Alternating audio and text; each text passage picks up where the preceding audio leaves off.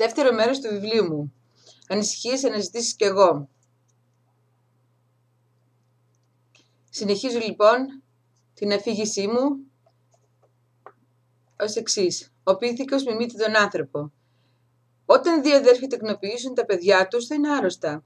Ενώ τα ζώα, γνώμη μου είναι αυτή, δεν είμαι 100% σίγουρη, δεν αρρωσταίνουν στην ομιμιξία. Δεν το έχω ξεκριβημένο με γιατρούς. Κατά τη γνώμη μου λοιπόν, μοιάζουμε, αλλά δεν είμαστε ζώα. Γιατί όμως συμπεριφερόμαστε βάναυσα? Εδώ έρχεται η καλή ενέργεια και λέει πως θα ζω για πάντα σαν πνεύμα. Μα έχω εκπαιδευτεί σωστά όταν δεν υπάρχουν καλυπημένες. Τον Ιησού Χριστό, τον Υιό του Θεού, το σταυρώσαμε.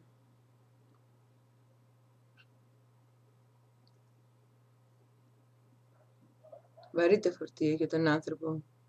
Ποιος μπορεί να μας εκπαιδεύσει να είμαστε καλοί? Εκτός από αυτόν, οι μοναχοί και οι δεσποτάδες διώχνουν τους ανθρώπους από τον κόλπο του Ιησού με τον απαράδεκτο τρόπο τους. Είναι μισογυνηδές, μισούν τις γυναίκες, δεν τις επιτρέπουν να επισκεφτούν το Άγιο Όρος, το σώμα του Ιησού Χριστού που είναι η εκκλησία μας και τα μοναστήρια, να βγουν στους δρόμους, στις πλατείες, να κηρύξουν την αγάπη, να δώσουν κουράγιο στους απελπισμένους, στα παιδιά.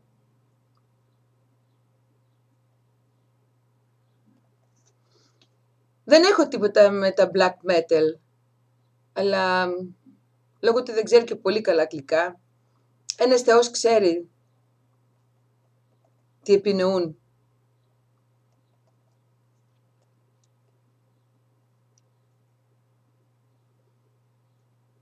Οι στίχοι τους. Η ιστορία λέει στα χρόνια της κατοχής από τους Τούρκους ή και μετέπειτα δεν θυμάμαι ακριβώς πως ήταν μια κοπέλα που ήθελε να γίνει μοναχή να αφιερώσει τη ζωή του στο Θεό. Μοναστήρι γενική όμως δεν υπήρχε στο χωριό της και αντίθηκε άντρας μοιάζοντας με έφηβο και χτύπησε την πόρτα ενός αντρικού μοναστηριού.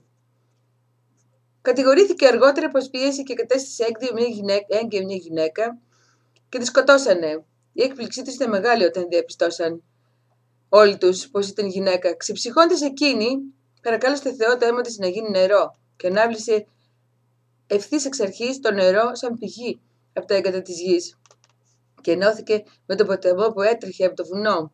Το σώμα της να γίνει εκκλησάκι και τα μαλλιά της δέντρα. Όταν έκτισαν στη μνήμη της ένα μικρό εκκλησάκι, 2 μέτρα όλο και όλα, φύτρωσαν δέντρα στη σκεπή, θυμίζοντας μαλλιά. Ακόμα και τώρα μπορεί να τα δεις. Είναι το εκκλησάκι της Αγίας Θεοδόρας. Οι επιστήμονες σήκωσαν τα χέρια ψηλά. Δεν μπορούν να εξηγήσουν τα φαινόμενα που ζουν τα δέντρα χωρίς ρίζες, μόνο και μόνο από την υγρασία της ατμόσφαιρας. Και πώς γίνεται να μην κατευθύνεται, μιας και τα δέντρα είναι τεράστια. Το είδα και αυτό στην Τρίπολη. Και είπε ο Χριστός, όσοι πιστοί προσέλθετε. Εγώ θέλω τους Ιερείς του 2009, τότε ήταν όταν άρχισε το βιβλίο μου, μέσα στα καταγόγια, τα πορνεία, να βοηθούν τους ανθρώπους, να ξεφεύγουν από τις κατοτεπιές, που τους βάζει κακή ενέργεια, του εκπεσόντα αγγέλου, τους Αγίους του εκπεσόντα αγγέλου. Γιατί οι Αγίους, στη χρονολογία που ζούμε, δεν θα ξαναδούμε. Ας γίνουμε εμείς Άγιοι, ας πάρουμε εμείς τη σκητάλη της αγάπης στα χέρια μας. Δυστυχώς οι εκκλησίες είναι κράτος εν κράτη. Είναι μια εικονική πραγματικότητα η ζωή. Βλέπουμε όνειρα ενώ κοιμόμαστε αιωνίως. Γεννιόμαστε, ζούμε, φθυρώμαστε, πεθαίνουμε. Παύουμε να υπάρχουμε. Σκέφτομαι αν η γη ήταν ένα τεράστιο θέατρο και συγκεντρωνόταν όλοι οι άνθρωποι από καταβολής κόσμου, ζώα, φυτά, σαν διακόσμηση της γης θεάτρου, θα μας χωρούσε όλους. Πώς θα μπορέσει να μας ξεχωρίσει τη Δευτέρα παρουσία του Χριστός? Ένας οι καλοί θα λάβουν.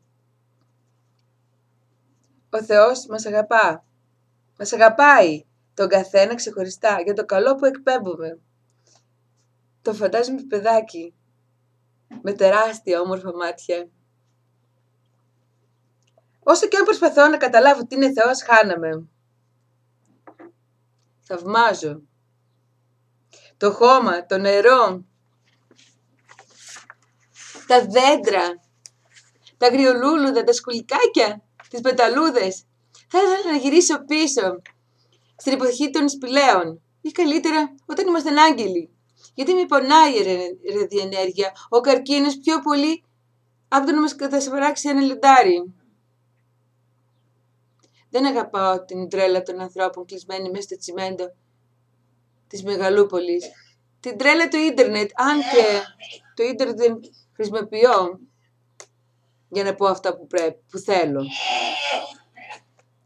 Γιατί, και κατά ψέματα, αν είχα εκδώσει το βιβλίο μου, θα το έπαιρνε κάποιος, θα το είχε αναρτήσει πάνω στο ίντερνετ. Και τότε, το ίδιο θα ήταν. Σκοπός μου είναι να μην βγάλω λεφτά από βιβλίο. Έτσι λοιπόν αποφάσισα να τα αφηγηθώ. Ναι, και το ίντερνετ είναι ένας τρόπος πλέον